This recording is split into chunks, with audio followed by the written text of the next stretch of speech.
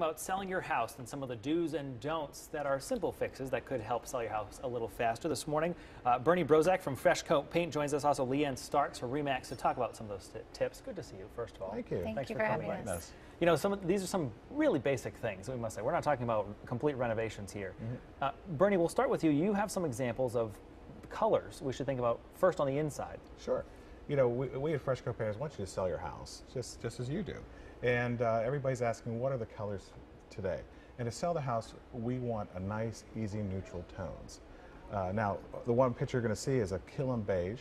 Okay. And the other one is with a nice accent wall called a sea salt. It's very wall. calming looking. Very That's the good. effect we're going for. It's like being on a tropical breeze, really relaxing. And so, you know, you go into the home and you wanted a blank palette for the customer so they can see themselves in it.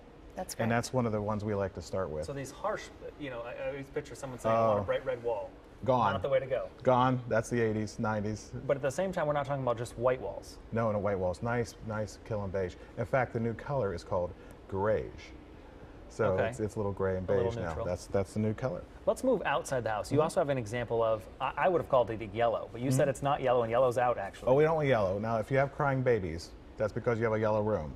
And if you're fighting, it's because you're in a yellow room. So you want to get rid of the yellow, bright yellow. Okay. And so now we have what's called a restrained gold, and that's this picture.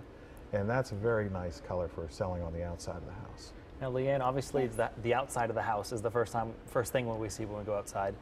What's the tip the number one tip you're giving people for our specific market in Cincinnati of, all right, I need to put my house on the market. What's the first thing I need to do? The first thing we tell people is look at your curb appeal. Make sure that your landscaping and your colors go together, and that when people pull into your driveway, a good first impression is made, because it's the only chance you get.